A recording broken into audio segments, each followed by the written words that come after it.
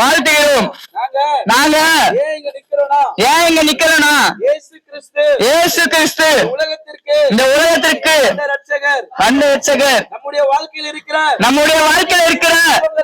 பாவங்களையும் சாபங்களையும் எங்க போய் தொலைத்தாலும் கொடுக்க முடியாது.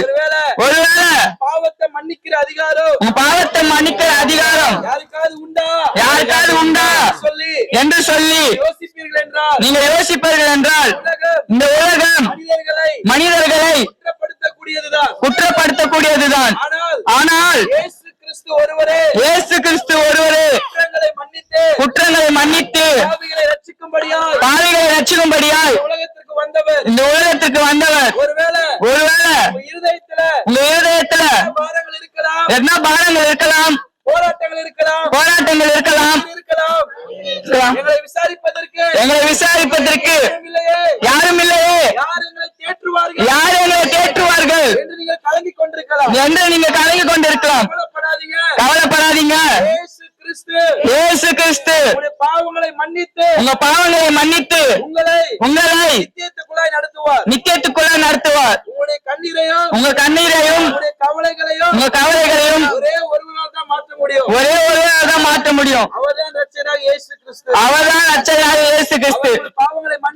அவர் உங்கள் பாவங்களை மன்னித்து நித்திய ஜீவனுக்குள்ளாய் நடத்துவதற்கு வல்லமை உள்ளவராக இருக்கிறார்.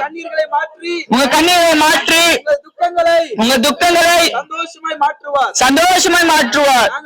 நாங்களாம் தெருவில் நின்று சந்தோஷமா சொல்றேனா அந்த சந்தோஷத்தையும் அந்த இன்பத்தையும் நாங்க பெற்றுக் கொண்டிருக்கிறோம். நாங்க பெற்ற இன்பத்தையும் நாங்க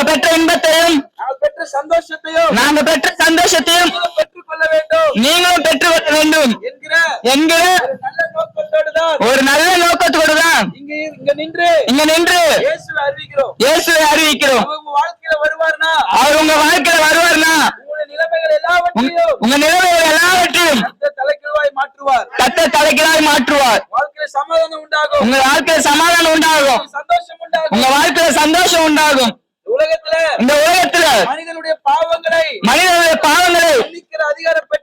மன்னிக்கிற அதிகாரம் பெற்றவர் இயேசு கிறிஸ்து மட்டும்தான். ஏனென்றால் அவர்தான் நமக்காக கல்வாரி சிலுவையிலே மரித்தார், உயிர்த்தெழுந்தார், மீண்டும் வரப்போகிறார்.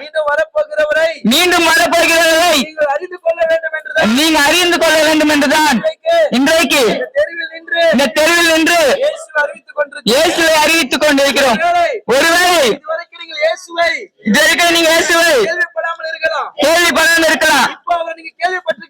இப்ப நீங்க அவரை கேள்விப்பட்டிருக்கீங்கன்னா, அவரை விசுவாசிக்கிறீங்கன்னா, அவரை நம்புறீங்கன்னா நிச்சயமாய் இயேசு உங்க வாழ்க்கையில மாற்றத்தை உருவாக்குவார்.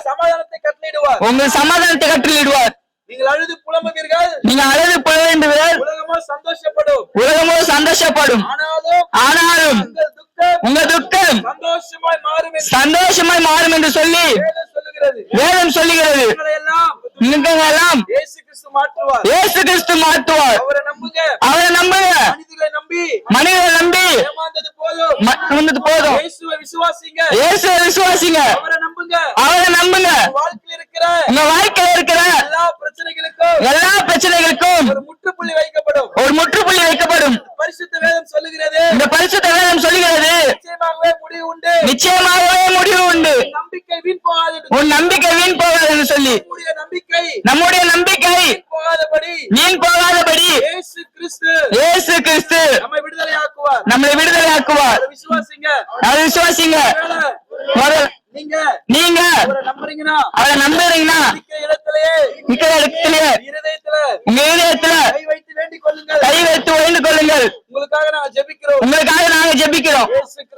இயேசு கிறிஸ்து உங்களுக்கு சமாதானம் கட்டளையிடுவார்.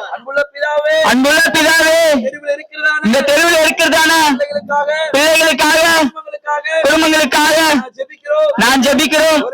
ஒருவேளை கண்ணீரோடு போராட்டங்களோடு பலவீனங்களோடு ஐயோ விடுதலையாக்க யாருமே இல்லையே, எங்க விடுதலையாக்க யாரும் இல்லையே, எங்களை விசாரிப்பதற்கு யாருமே இல்லையே, எங்களை விசாரிப்பதற்கு யாரும் இல்லையே என்று அவர்களோடு கூட இருப்பார்கள் என்றால், கவலையோடு கூட இருப்பார்கள் என்றால் ஆண்டவரே பாவ சுமைகளோடும் பாவ சுமைகளோடு சாப கட்டுகளோடும் சாப கட்டளோடும் வாழ்ந்து கொண்டிருப்பார்கள் என்றால், வாழ்ந்து கொண்டிருப்பார்கள் என்றால் உம்முடைய ரத்தத்தினால உம்முடைய ரத்தத்தினால இருக்கிற இங்க இருக்கிற தெரு மக்களை எல்லாம் இந்த தெரு மக்களை எல்லாம் ரட்சிங்க ஆண்டவரே, நீங்க ரட்சிங்க ஆண்டவரே, சமாதானத்தை கொடுங்க சமாதானத்தை கொடுங்க ஆண்டவரே. வருகை செய்தியை இந்த வருகையின் செய்தியை அறிவித்திருக்கிறோம், அறிவித்திருக்கிறோம். இந்த வருகையிலே உங்கள் வருகையை ஒரு காணப்படட்டும், இங்க காணப்படட்டும், சந்தோஷத்தினாலும் சந்தோஷத்தினாலும் சமாதானத்தினாலும் சமாதானத்தினாலும் அவர்களை நிரப்பும், அவர்களை நிரப்பும். அவர்கள் நம்புகிறதை அவர்களை நம்புகிறதை கர்த்தர் இந்த வாழ்க்கையிலே செய்யும். இந்த வாழ்க்கையை செய்யும். இயேசுவின் நாமத்தில் இயேசுவின் நாமத்தில் ஜெபிக்கிறோம் ஜெபிக்கிறோம் நல்ல பிதாவே, நல்ல பிதாவே, ஆமென்,